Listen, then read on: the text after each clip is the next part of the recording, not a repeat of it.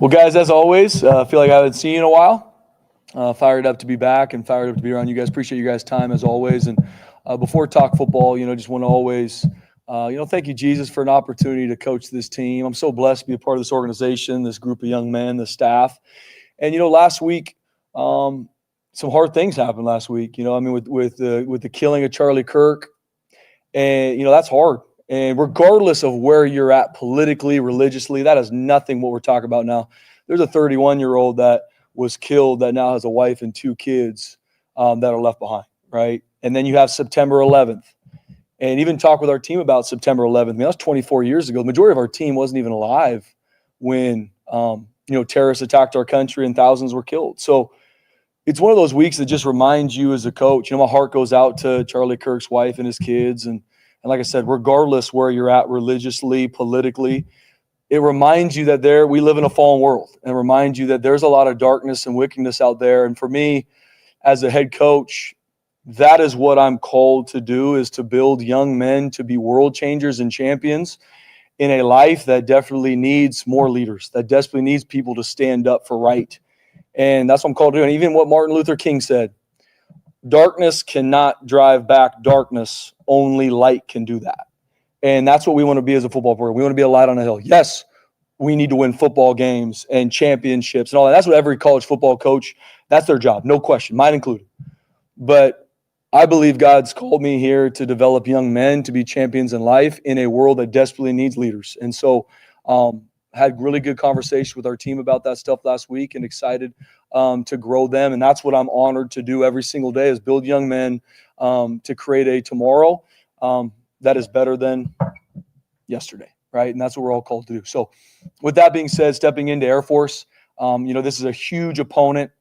We've battled them year in and year out, first conference game, and we know we're always going to get their best. Have yet to ever play Air Force and not absolutely get their best. Troy Calhoun's one of the best college football coaches in the country, been there for a long time, has been successful year in and year out. He's had a lot of really good continuity on their staff because of that, and we know we're going to get their absolute best. They're really hard to play at home too.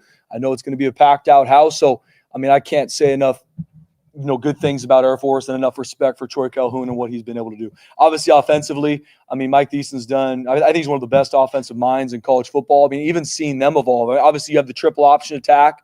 Then they've got some different downhill gap schemes. They got perimeter schemes. They got a play action scheme that's really hard to defend. So they will always put you in conflict offensively. And that's honestly what I respect so much about this offense. They're not just calling plays. They're calling to attack you. And defensively, we have to do a great job playing with great discipline. We got to make sure we do our job consistently, because the second you don't, it's not going to be a 3-yard gain. It's going to be a touchdown. And that's what they've shown. They've shown to be very, very explosive year in and year out. And so we know our hands are full for us defensively, and that correlates their entire game.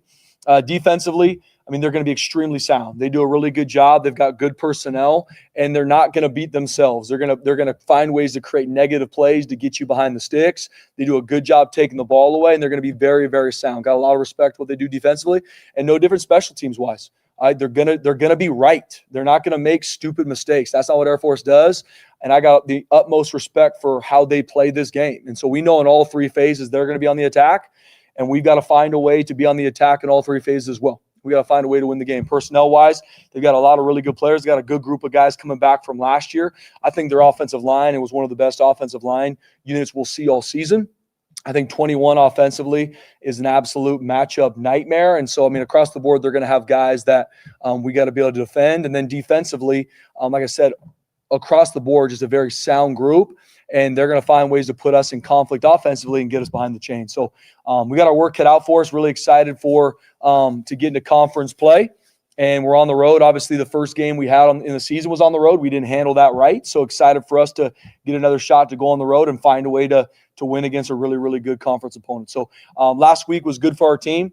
Through two, it's really kind of funky having a bye week after 2 games. We had it last year, but still continuing to figure out more and more about our team, right? I love this team.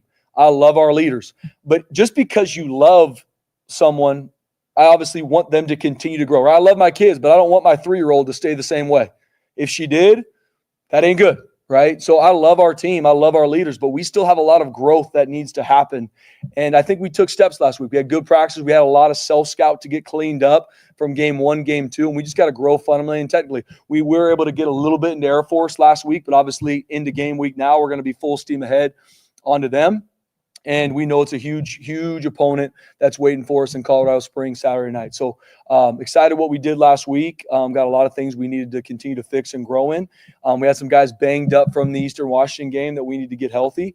And so excited to jump into conference play this week. Specifically, what were the priorities and where did you see growth last week? Yeah, Mike, I think the only way to grow is to learn, right? And we learned a lot game 1. Now, we have to then put that into action, right? So I'm not going to continually bring up South Florida or even Eastern Washington, but there were lessons in those games that we have to continue to learn. Once again, effort and mentality, non-negotiable here. How hard you play and physically imposing your will, non-negotiable. Just because South Florida was whatever it is now 3 weeks ago doesn't mean that lesson's not something that we have to learn. Does that make sense, Mike?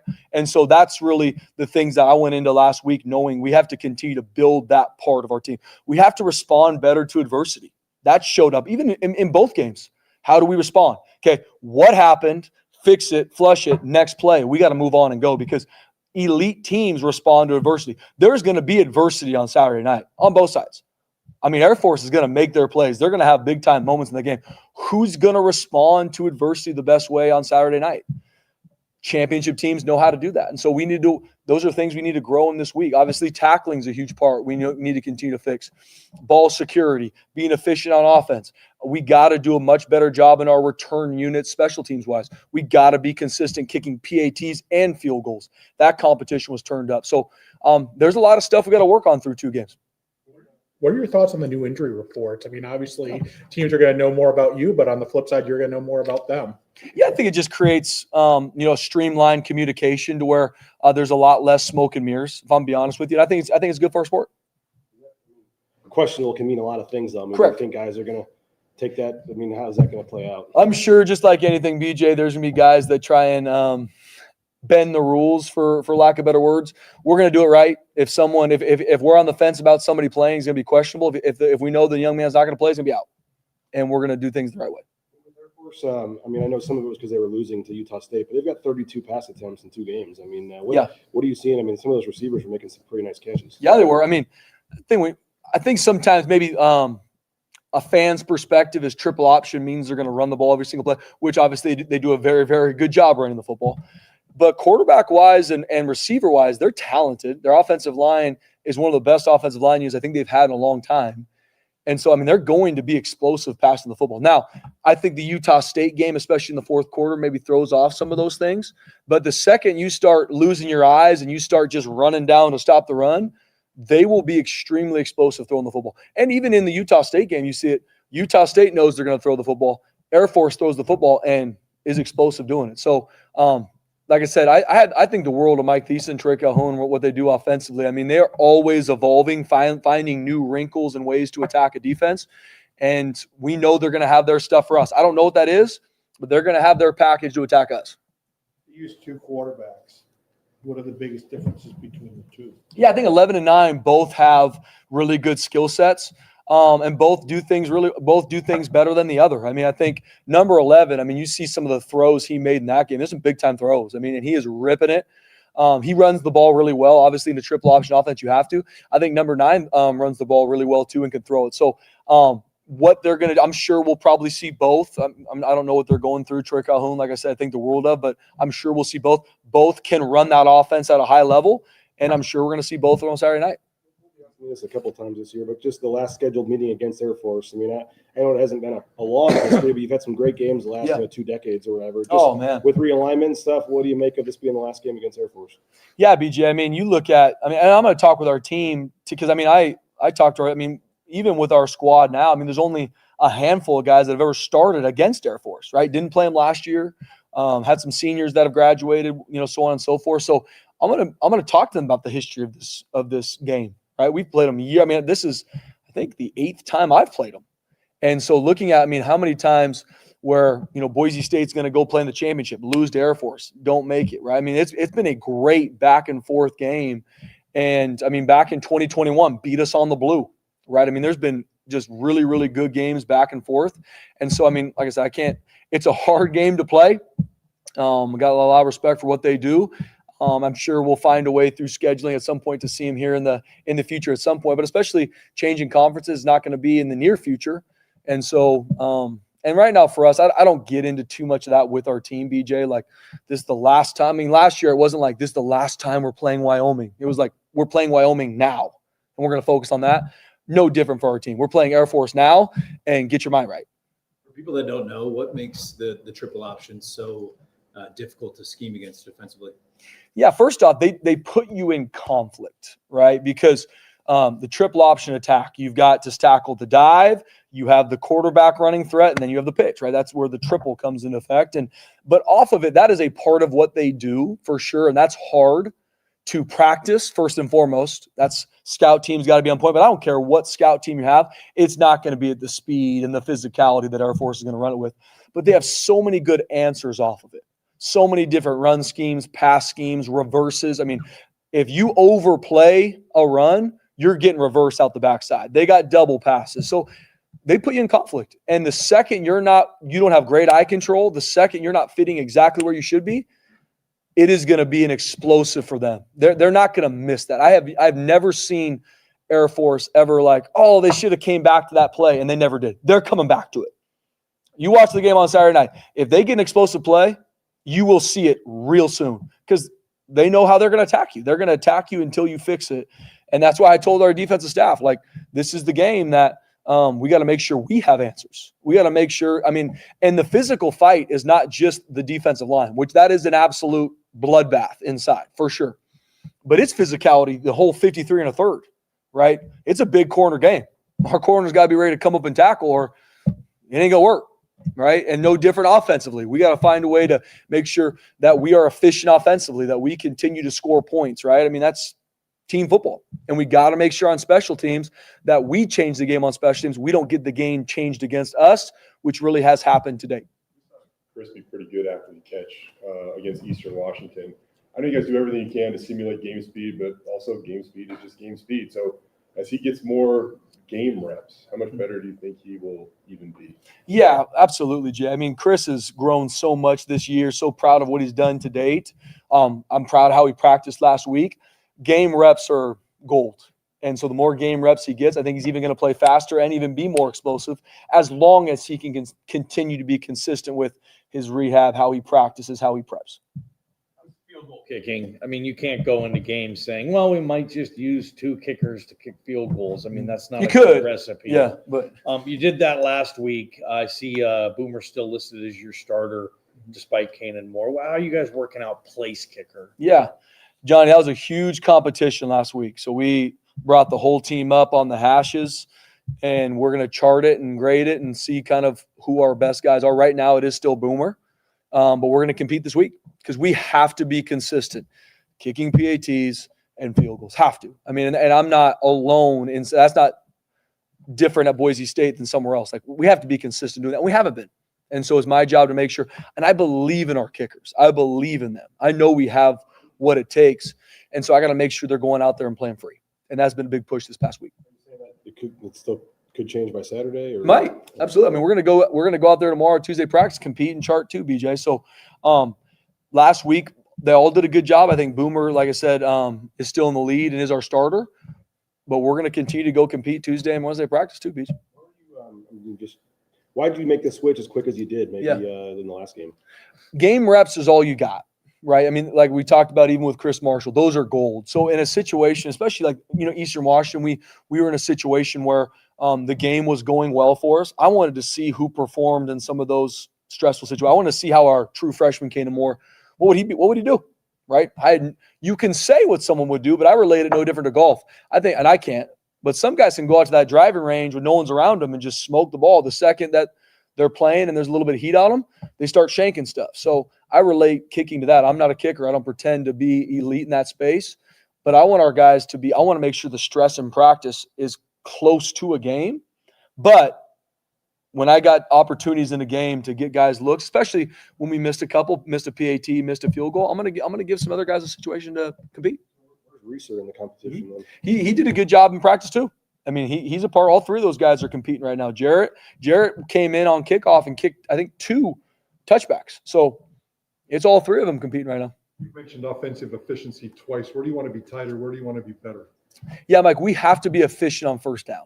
What I mean by that is that's getting 4 yards or more, right? If we're playing 2nd and 6, that's a really good spot for our offense. Obviously, everybody wants the explosive 75-yard touchdown. Me too. But we just got to be more efficient. We can't, especially game 1. We did better game 2, but we can't be playing 2nd and 11, and a lot of it comes from pre-snap penalties too. You're starting behind the chains. That's not going to help. So we just got to be efficient. And building into our players, that doesn't always mean the explosive play. The explosive play is coming if you make the plays you should make. It's okay to fall forward and play 2nd and 6, 2nd and 5. We're good there. We just got to be efficient. We can't create self-inflicted negatives. More about Chris and maybe a broader wide receiver group overall, but what do you think about his block on Sayers' run? Awesome. And then just the overall effort of that group. Yeah. I was so proud. I mean, that first run, that mentality run to start the game against Eastern Washington, and you see number 5, Chris Marshall, with a huge block on the safety. That's team. And that's why I showed that clip. Like, guys, that is team. Not me. That is team. When our O-line's knocking the dog out of someone in front of them, you got your receiver blocking downfield, you got your running back breaking tackle. That's team. We need more of that. We need a lot more of that in all 3 phases to become the championship team. I believe we can be. If it becomes me where it's like, well, I'm not going to make that block because I haven't gotten the ball, or those things start creeping in, we're not going to be successful.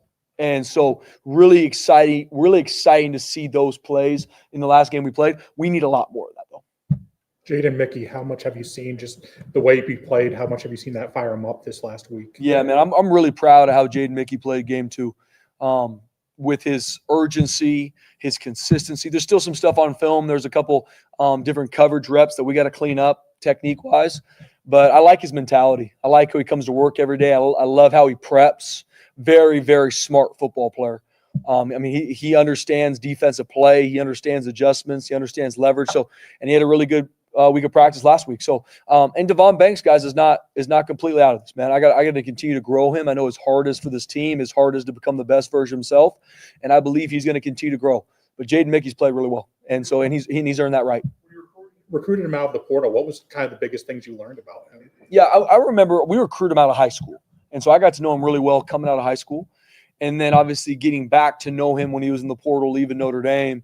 And he's a phenomenal young man. I mean, and I say that a lot about our guys because I believe that is our team, and loves football, about the team, not about what can you do for me? How can I come help the team? I want to join a team where I can have a huge impact, and especially not early enrolling because he graduated.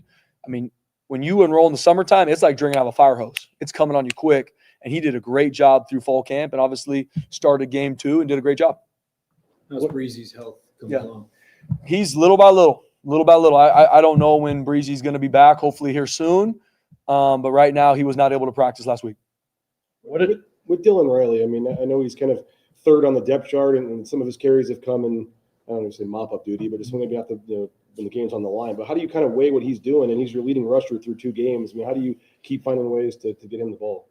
Yeah, Beej. I mean, Dylan Riley, I start crying talking about him because he just what he's been through, and not just what he's been through, but guys, he has been unwavering with his team. And to your point, BJ, I'm sure there might be moments where he's like, man, I'm the third running back, but I'm doing a really good job. I've never felt that one bit from him. Hey, coach, how many times does he come in my office and ask for more carries? Never. Now he's an elite competitor. You better believe he wants to be a starter and be that's who he is. But he is a team-first guy, and we're going to continue to give him more carries because he's earned it. I mean, regardless when he's gotten his reps in the game, he's been very explosive when he's touched the ball. He's broken tackles, and the team is all about Dylan Riley. So him, Sire Gaines, Malik Sherrod, I mean, we got to continue as an offense to figure out how we're going to work this out in a good way. Very few of us kind of know what he's went through and what he's been going through. Yeah. I mean, how do you kind of put that in perspective? Just what he's dealt with and how he's been able to kind of still do what he's done on the field. Yeah. I mean, by the grace of God, I have not lost my dad. I don't know what that's even. I can't even begin to understand what that would feel like. I mean, me and my dad are very close. My dad is 79, and he's a huge part of my life. And Dylan's dad, Willie, phenomenal man. Did a great job with Dylan. And when you lose your dad, regardless, suddenly, disease, regardless, his dad is not here anymore. And seeing Dylan and his family's mom's a rock star, that's hard. I can't even imagine the pain, the sorrow, the grief that he went through this summer and continue to. I mean, I remember his dad had tickets to go to every game. He ain't there. Can't imagine.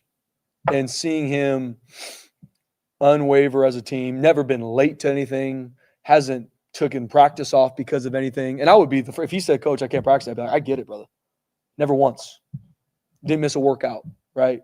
Obviously took time when it first happened to go home and be with his family. But since he's been back, I had the utmost. I did even prior to, because he's a phenomenal kid, but I have the utmost respect for that young man and support him through the roof. Obviously, his teammates, Oh, man. I mean, that's where, like I said last week, when I asked Maddox, what was your favorite part of the game? What brought you the most joy from this past game? He said Dylan Riley's touchdown, because his team sees what he's been through and how he was unwavering to be about the team and how he practiced during fall camp, got banged up, didn't miss a practice. I mean, that is uncommon. Guys about the team, and his future is so bright here, but his future is so bright in this life. Like, that young man is a world changer, like we talked about at the start of this press conference, in a world that needs more Dylan Rileys. Where did Nate Potter improve most for you, game 1 to game 2, with his play calling and his rhythm? Yeah. I think just like anything, players, coaches, the more reps you get, the better you become, as long as you can continue to learn and grow, right, Johnny? So, I mean, game 1 was Coach Potter's first game as an offensive coordinator. And just like anything, losses, not playing well, get put on coaches or players. But there's a lot more to the story, right? And there were some things for sure. Game 1, we had to be better at offensively. And we grew a lot from game 1 to game 2. I believe Coach Potter continues to understand fully who we are as an offense, right? We are going to run the football offensively. Period. End of story. We are going to have play action shots off of these runs, and we're going to be a drop back team in that order, right? That's who we are. That's who we're built for, and continuing to build that into our team and not losing the effort and mentality that you play with, right? Anybody can sit on this whiteboard and drop really cool offensive plays. Oh, look at this really cool motion. But what comes to life is the effort and the physicality you bring to it. Like, that's it. And I think the world of Coach Potter, like I said, he's one of the best offensive minds, teachers in the country. Yes, did we play good offensively game 1? Absolutely we didn't. And I take full responsibility. As I know Nate and the rest of our offensive staff does. Grew to game 2, and I know we're even going to grow more into game 3. You said the week early bye is a little awkward. I know you're all about having the best plan prepared for everything, though. So off days are valuable. What did you want to see out of your guys, to maybe take advantage of an off day or two? Yeah, I believe life is all about balance. And we had some really good practices last week, some good weight room sessions, some good meetings to look at games 1 and 2 and how we can improve. And then, go out on the practice field and do it. But then this past weekend, I had them have the weekend off. Like, guys, go spend time with your family. If you're not going home, you're here. Enjoy Boise. Watch some football. I had them this morning. I met with our leadership. What are some things you saw watching college football? Like, what are some things that came up? I believe in balance. I believe in balance for these young men. I believe I want them to have a lot of joy playing this game. Not, all right, we're back to football. No, man, enjoy every bit of being a part of this team. Enjoy every bit of coming in this building. And I felt that today from you. You had a couple of days off. It's like, man, Coach, can't wait to be around you again. And that's bringing that into, especially, I think we got 7 or 8 games in a row.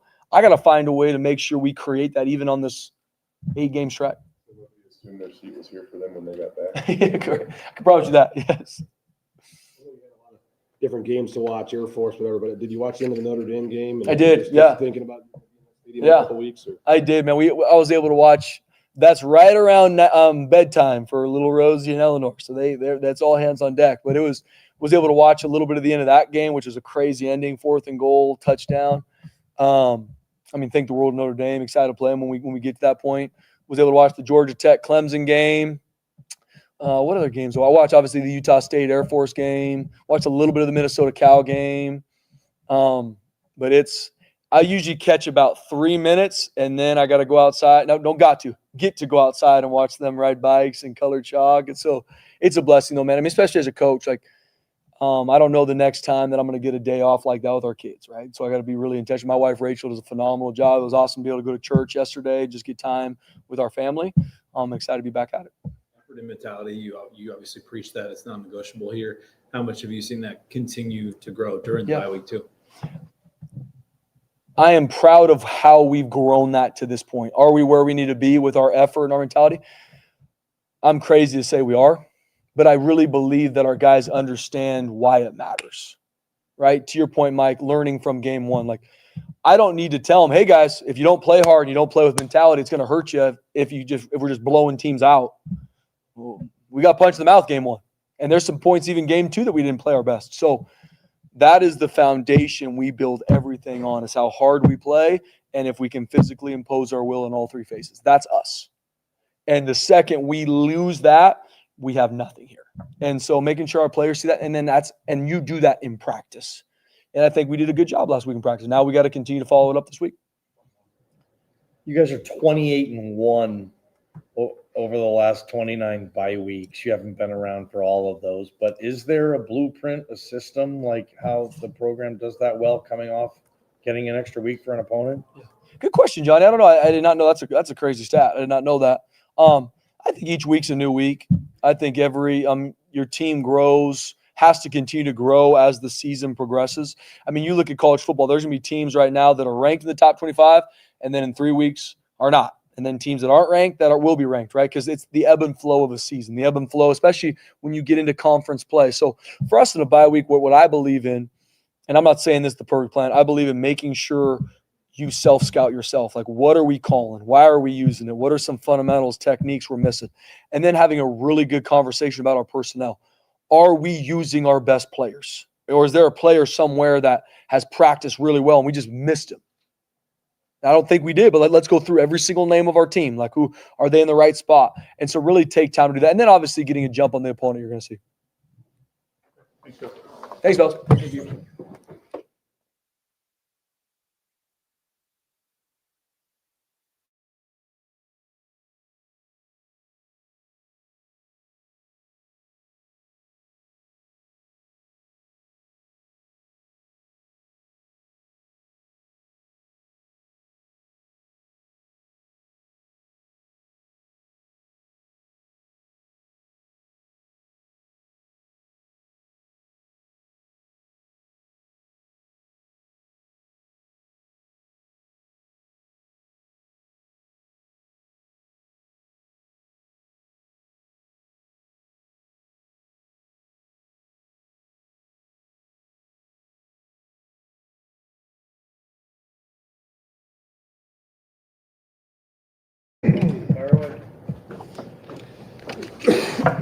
Spencer talked a lot about self-scout. I know you're not going to tell us what you found, but what were some of the key elements in why was it smart of you guys to be able to self-scout at this point in the year? I think it's always good to go back and see what you're executing well, what you're not, and then finding out the reasons why. Why is it good? Why is it not good? How can we make it better? And then what are we putting out there on that we need to be aware of? So always take advantage of any type of bye week, but that was a huge part of it for us. Nate, how much did you feel like you were kind of in a rhythm or on the attack on offense and kind of doing, what Spence says is kind of the staple of what you guys want to do on offense this Easter? Yeah, I think it was a step in the right direction, kind of what we've talked about before as our emphasis as far as the finish, the physicality, being efficient on first down. When we do those things, it makes it easy to get in a rhythm as an offense, as a coordinator. So that's still the emphasis moving forward this week, but that's who we are. We got to be able to establish the run and then be explosive. It's the fifth time since you guys been at the FBS level that you threw for 300 and rushed for 300. How big of an accomplishment is that in a given game? Yeah, you can't take it for granted. Football's difficult no matter what you do, so you can't take it for granted. I'm just proud of the guys and how they responded, how they got better in the last 2 weeks, and they had a good time doing it. The energy was on the sideline. on the field throughout the entire game. So we need to continue to show that passion and play with that type of energy. It's been 2 games as OC. Just even in those 2 games, is there anything you've picked up, you've learned, anything that's stuck out to you? Oh man, there's probably a million things, to be honest. I've learned a lot in those 2 games. A lot about, us, who our players are, who our team is, and how do we operate, and what are we good at, and what do I need to improve upon. I mean, there's a million details I can sit here for an hour giving you, but always trying to reflect and figure out how do I get better as a coach, no matter the circumstance. Chris, I'm sure that game was a long time coming. As a coach, just how much joy does that bring you to just see a guy who's been through so much be able to? Oh, I loved it. Yeah, loved every second of it. I'm excited about him, and he got the opportunity, showed what he's capable of doing, and I'm excited about what he's going to do moving forward. I think we are all aware of the talent that Chris is, and now he's putting it on film, and that's the most important thing. So I'm extremely proud of him, excited for what's next, but he deserves it because he's been putting in the work. A lot of people talk about Air Force's offense, but their defense does some unique things. I think they have 9 sacks already through 2 games. What are you seeing from their defense? Yeah, I mean, historically, year in and year out, they're an excellent defense, and there's no difference this year. They're very sound. They're very disciplined. They're extremely tough. They're physical up front, and they do a lot of good things schematically to take away what you do best. So it is an extreme challenge, and that's part of the game going and playing Air Force. You know what it's going to be. Trying to stay in a rhythm offensively when you're sitting longer maybe sometimes when they have the longer possessions and stuff. I know previous Boise State teams at times that's been an issue. I mean, how do you just keep that rhythm going and also knowing that you may get the ball a couple less times? Obviously, there's some urgency when you do have it. Yeah, it's executing. You have to execute. You can't get behind the chains. You can't force things. It's taking advantage of each opportunity and executing what you're doing. You got to be very detailed as an offense when you're playing these guys because you only have so many opportunities, so many possessions. So you got to take advantage of it. But the big thing for us is executing and then making the plays when they come to us. What was Utah State's game plan and how was it able to work offensively? Like, how did Utah State do what they were able to do against Air Force?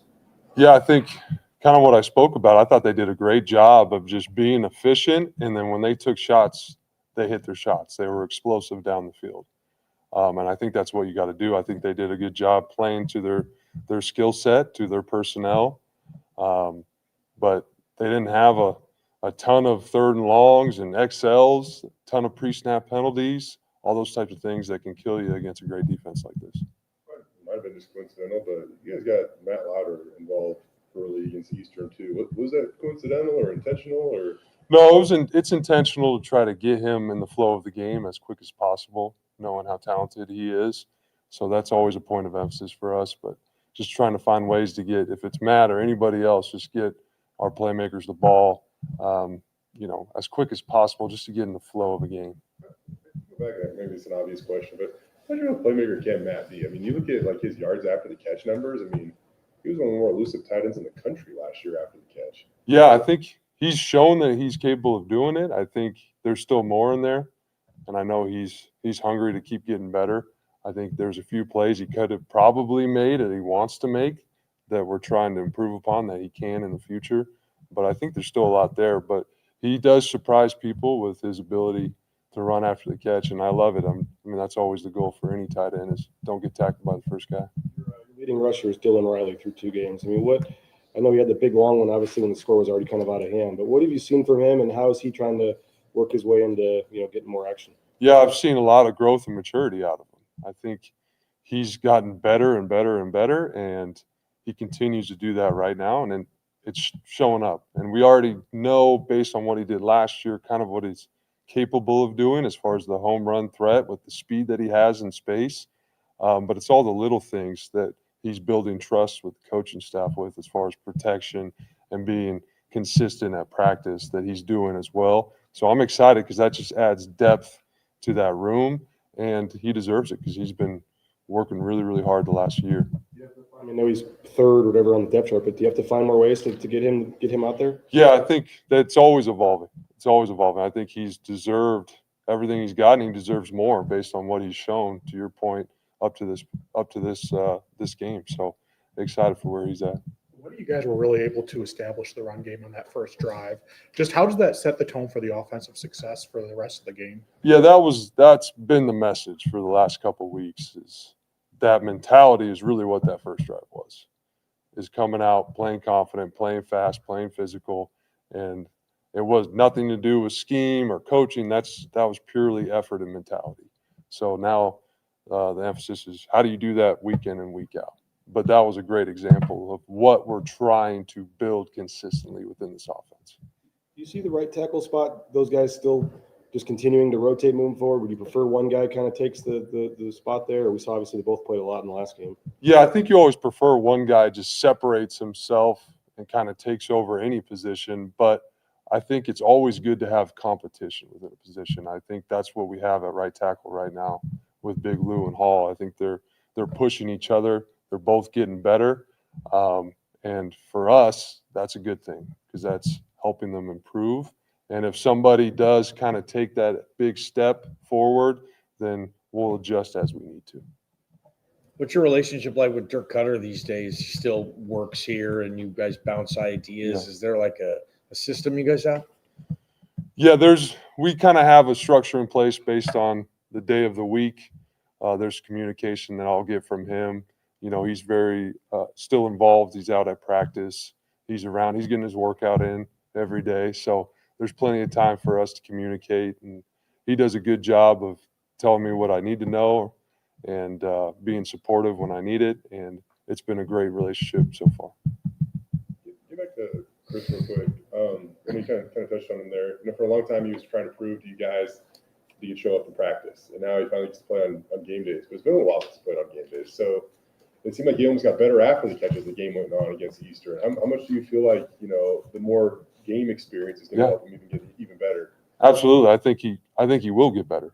I mean, that's the goal for him. And I think it's showing up. And to your point, he just needs to keep playing and keep getting those game reps. That's how everybody really takes the next step, is to have those real life experiences in the moment, in the game, building confidence.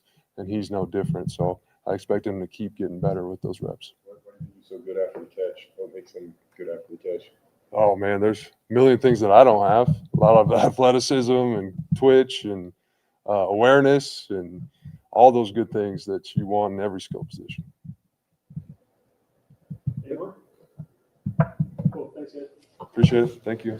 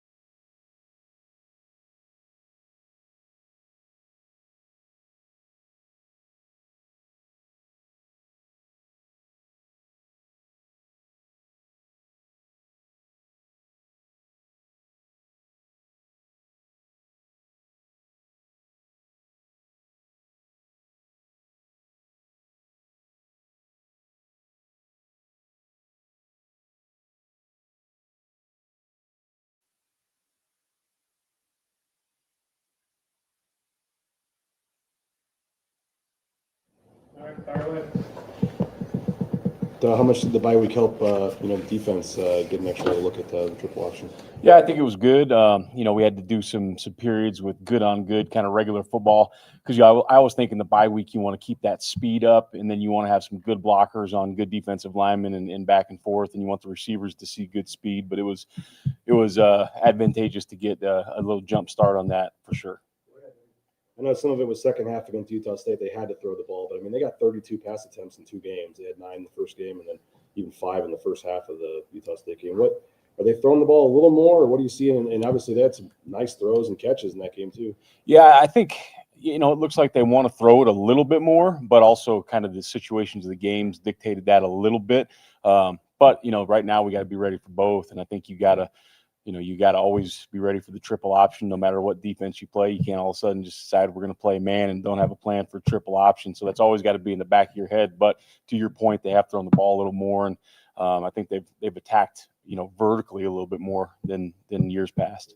Sometimes they get you because they lull you to sleep, or whatever. Or they just 10 straight runs and DBs are falling asleep and they throw it over the top. Knowing that they pass a little more, is that maybe a little easier to keep some of those guys engaged or ready for that? Or yeah, I think so. I think as they watch the game, they're going to kind of see, oh man, they're throwing the ball a little more. But just like you mentioned, you see it all the time. Like they threw a double pass one of the games we just watched. It might have been last year, but the corner's not even in the run fit, and he just falls asleep, and the guy takes off vertical, and they have a huge explosive play. So that's the thing. Like everybody's got a tough job in this game at some point. Sometimes those corners, now they've gotten some more condensed formation, so the corners are going to be part of the run fit in those. But when those corners are kind of out on the island, it's just got to do my job, do my job, do my job, do my job, even if it means I'm just covering that guy for nothing, 40 snaps in a row. Why did Jaden make you play so well against Eastern? I just think he's practiced well. He's more and more comfortable with his teammates, with the system, with the calls. He's always been a good communicator, but I think he was ready for that game, and he got his opportunity and he took advantage of it. So I was proud of Jaden. He kind of seems like a little bit of a character too. Yeah, I mean he's a guy that he's up here a lot. He's in the building. He's watching a lot of film, and him and Derek Ganther I think are pretty close, and they'll come in my office routinely and ask me some random question about something that doesn't even pertain to what we're doing, but they're watching some football, and it's cool to see guys, not a ton of guys anymore just watching football. They're asking questions about what happened in the NFL game, about some other college games. So it's pretty cool to watch those guys operate. To be able to strip the ball and recover it, just what's that say about his aggressiveness? Yeah, I think, people talk about luck a lot of times, and luck might be something, but also I think that luck is preparation meets effort meets opportunity, and I think all those things kind of worked out. Like he got a premium look, he saw it, he played it well, he was aggressive to the ball, and then that ball kind of spun and fell right where it needed to. But all those things, him just playing hard, him preparing the right way, and then having that opportunity, I think met together, and that was awesome to see. Tackling, I'm sure you guys did more of it getting ready for Air Force. What were your takeaways there? And did Spencer give you guys a lot of time to work on that, and maybe this week too, full on tackling? Yeah, he gave us a little bit more individual time than normal, and so we took one of those blocks every single day and got some tackle circuits. The front obviously is a little different than the back end and the linebackers, so they were doing some different things, but we did a lot of tackling drills over the bye week, and that will carry over into this week. I think he's thought highly of Ty Benefield for a long time, but I mean, technically his position is supposed to be the farthest from the ball to snap, and he has 3 tackles for loss against Eastern. What did you see about the way that Ty played against Eastern? No, I think Ty's a great example of what we want, effort and mentality, and it's a lot like the triple option game. Eastern Washington, like they have some difficult stuff on offense. They do a really nice job. Their coaches did a really good job in some of those plays where he's just tracking his number. And once his number hits, now he knows I can just go to the ball. And when he flies to the ball, he can erase a lot of stuff. So I think it's good to see for not only him to encourage him to continue that, but the rest of the team to see, when you run to the ball, especially when your eyes are in the right place, you run to the ball, good things happen. Yeah, he's played early here at Boise State. But as he kind of finds his voice, like how valuable can his voice be for your team? It's huge. It's huge because, you can have leaders that aren't making a huge impact on the field. Like that happens, but when they are making a huge impact on the field, people tend to listen. You know, sometimes like the guys that have been here for 4 years, they'll respect the guy that's done it the right way and works hard, even if he doesn't make a huge impact on the field. But the new guys to the program, the freshmen, those kind of things, they're like, I want to be like Buck. You know, so when they see him do those kind of things, especially those newer guys, I think that makes a huge difference for them. I know everybody's got to be disciplined against the run and be selfless and stuff, but who are the guys? Like you look at the last few times you played Air Force and your safeties have had big tackle numbers. Who are the guys that positions that really have to come through against the triple option? Yeah, I mean, everybody's got to come through, but it's if you're doing your job up front, you're going to get an opportunity to tackle the dive a few times. But when you're depending on how you're organizing things, if you got the front collapsing the dive, that ball is going to get kept and the quarterback's going to run it, or it's going to get pitched. So then the safeties and linebackers have to have a huge number. If you're going to dedicate more people to the perimeter, then the D-line's got to do a really good job, which we can do in different calls. So it's going to kind of depend on what the game is and how it's flowing and what personnel they're using and what style of runs they want to attack us with. But that eye control for everybody on the team is huge. Like BJ mentioned, the corners could be in it. They could be out. They could be getting lulled to sleep, and then they got to be in. But the safeties are the guys right now, the safeties and the linebackers that have to be dead on in what they're doing. The fact that you didn't play them last year, and so you got a decent number of players that don't have many significant snaps playing them, defensively, I guess. How do you Spencer mentioned that, at least in terms of starting numbers, but how do you look at the gap of not playing them last year and how tough it can be if you don't have a lot of experience against them? Yeah, I think only 3 players on our defense have played Air Force before. I think Amarion, JV, and Braxton. Marco hasn't even played him. He was hurt during that spell. So it's you kind of take for granted you play him every single year, and the guys are like, oh yeah, here's what I look at. It's different than regular football. My eyes got to go here, and it's like it was starting over from scratch. So the bye was huge for us. And then even up front, like we're going back to do cut block drills, right? And some of these guys, especially the newer guys, like they look terrible on the first day. I'm like, whoa, man, there's going to be like body parts laying on the floor if we can't get this corrected. So all the techniques, all the eye control you take for granted when you play them every single year, you had to go back to square one. Nervous or uneasy, or just when I'm sure you'd love to have a veteran group that's all played them 4 times or whatever. I mean, when there is so much inexperience against such a unique offense, just the unknown there, I guess, does that make you a little nervous? Or I mean, I think that the beginning of every week I'm nervous, right? Because it's a new team, but it's exciting because like triple options, like where you find out what kind of defense you got, right? Or can we be disciplined? Can we have our eyes right way? This is all about physicality and mentality, and then like Jay mentioned, can we run to the ball? Because a lot of times in this deal, they're going to have some plays that are designed specifically for each defense that get you outnumbered, and somebody's gonna have to run and somebody's gonna have to make a big play. So excited to see what the guys will do. What does it mean to have a communicator and brain like Marco in the middle of your defense for a week like this? Yeah, I think Marco, he can do some things that maybe other guys are uncomfortable with. Not that they couldn't do, but he can process a ton of information. So that I think there's some things that we can give him that you couldn't give everybody.